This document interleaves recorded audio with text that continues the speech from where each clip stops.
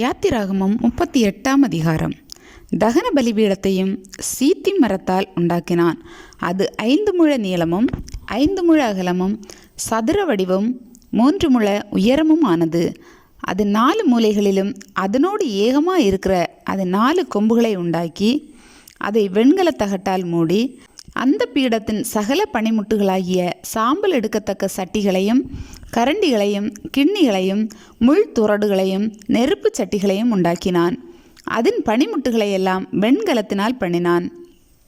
வலைப்பின்னல் போன்ற ஒரு வெண்கல சல்லடையையும் பலிபீடத்திற்கு உண்டாக்கி அதை அந்த பீடத்தின் சுற்றுக்கு கீழே பாதி உயரத்தில் இருக்கத்தக்கதாக வைத்து அந்த வெண்கல சல்லடையின் 4 மூலைகளிலும் தண்டுகளை பாய்ச்சுகிறதற்கு 4 வளையங்களை வார்ப்பித்து அந்த தண்டுகளை சீத்தி மரத்தால் பண்ணி அவைகளை வெண்கல தகட்டால் மூடி பலிபீடத்தை அவைகளால் சுமக்கத்தக்கதாக அதன் பக்கங்களில் உள்ள வளையங்களில் பாய்ச்சினான்.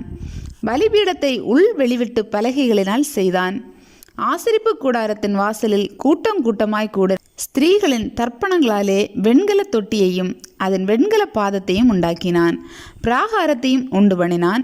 தெற்கே தென் திசைக்கு எதிரான பிராகாரத்துக்கு திரித்த மெல்லிய பஞ்சு நூலால் நெய்த 100 முழ நீளமான தொங்கு திரைகளை செய்தான். அவைகளின் தூண்கள் 20, அவைகளின் வெண்கல பாதங்கள் 20. தூண்களின் கொக்கிகளும் அவைகளின் பூண்களும் வெள்ளி. வடபக்கத்து தொங்கு திரைகள் 100 முழம், அவைகளின் தூண்கள் 20, அவைகளின் வெண்கல பாதங்கள் 20. தூண்களின் கொக்கிகளும் பூண்களும் வெள்ளி. மேற்பக்கத்து தொங்கு திரைகள் 50 முழம், அவைகளின் தூண்கள் 10, அவைகளின் பாதங்கள் 10. தூண்களின் கொக்கிகளும் அவைகளின் பூண்களும் வெள்ளி. சூரியன் உதிக்கிற திசையாகிய கீழ்ப்பக்கத்து தொங்கு திரைகள் 50 முழம், ஒரு புறத்து தொங்கு திரைகள் 15 முழம், அவைகளின் தூண்கள் 3, அவைகளின் பாதங்கள் 3. பிராகார வாசலின் ஒரு புறத்துக்கு சரியாக மறுபுறத்திலும் தொங்கு திரைகள் 15 முழம், அவைகளின் தூண்கள் 3, அவைகளின் பாதங்கள் 3.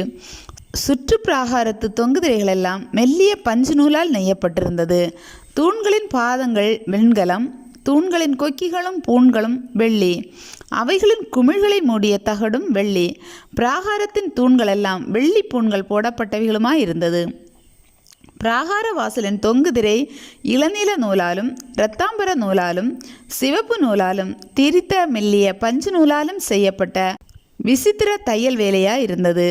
அதன் நீளம் 20 முழம், அதன் அகலமும் உயரமும் பிராகாரத்தின் தொங்கு திரைகளுக்கு சரியாய் 5 முழம். அவைகளின் தூண்கள் 4, அவைகளின் வெண்கல பாதங்கள் 4. அவைகளின் கொக்கிகள் வெள்ளி. அவைகளின் குமிழ்களை மூடிய தகடும் அவைகளின் பூண்களும் வெள்ளி. வாசஸ்தலத்துக்கும் பிராகாரத்துக்கு சுற்றிலும் இருந்த முளைகளெல்லாம் வெண்கலம். மோசையின் கட்டளைப்படி ஆசாரியனான ஆரோனின் குமாரனாகிய இத்தாமாரின் கையிலே லேவியரின் ஊழியத்திற்கென்று எண்ணி கொடுக்கப்பட்ட சாட்சியின் வாசஸ்தலத்து பொருட்களின் தொகை இதுவே. யூதாவின் கோத்திரத்தில் ஊரின் மகனாகிய ஊரியின் குமாரன் பெசலெயேல் கர்த்தர் மோசேக்கு கற்பித்ததையெல்லாம் செய்தான். அவனுடைய கூட தான் கோத்திரத்து அகிசாமாகின் குமாரனாகிய அகோலியாப் சித்திர கொத்து வேலைக்காரனும் வினோத வேலைகளை செய்கிற தொழிலாளியும் இளநீல நூலாலும் இரத்தாம்பர நூலாலும் சிவப்பு நூலாலும் மெல்லிய பஞ்சு நூலாலும் சித்திர தையல் வேலை செய்கிறவனுமாயிருந்தான். பரிசுத்த ஸ்தலத்தின் வேலைகள் யாவற்றிற்கும் காணிக்கையாக கொடுக்கப்பட்டு செலவான பொன்னெல்லாம் பரிசுத்த ஸ்தலத்தின் சேக்கலின்படி 29 தாலந்தும் 730 சேக்கல் நிறையுமாய் இருந்தது.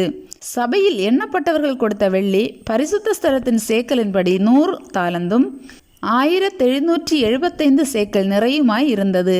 எண்ணப்பட்டவர்களின் தொகையில் சேர்ந்த 20 வயது முதற்கொண்டு அதற்கு மேற்பட்ட 6,03,550 பேர்களில் ஒவ்வொரு தலைக்கு பரிசுத்த ஸ்தலத்தின் சேக்கலின்படி அரை சேக்கலாகிய பெக்கா என்னும் விழுக்காடு சேர்ந்தது. அந்த வெள்ளியில் 100 தாலந்து வெள்ளியினால் பரிசுத்த ஸ்தலத்தின் பாதங்களும் திரையின் பாதங்களும் வார்ப்பிக்கப்பட்டது. பாதத்துக்கு 1 தாலந்து விழுக்காடு, 100 பாதங்களுக்கு 100 தாலந்து செலவாயிற்று. அந்த 1775 சேக்கல் தூண்களுக்கு புண்களை பண்ணி அவைகளின் குமிழ்களை தகடுகளால் மூடி அவைகளுக்கு பூண்களை உண்டாக்கினான். காணிக்கையாய் செலுத்தப்பட்ட வெண்கலமானது 70 தாலந்தும் 2400 சேக்கல் நிறையுமாய் இருந்தது. அதனாலே ஆசரிப்பு கூடார வாசல் மறைவின் பாதங்களையும் வெண்கல பலிபீடத்தையும் அதன் வெண்கல சல்லடையையும் பலிபீடத்தின் சகல பணிமுட்டுகளையும் சுற்று பிராகாரத்தின் பாதங்களையும் பிராகார வாசல் மறைவின் பாதங்களையும் வாசஸ்தலத்தின் சகல முளைகளையும் சுற்று பிராகாரத்தின் சகல முளைகளையும் பண்ணினான்.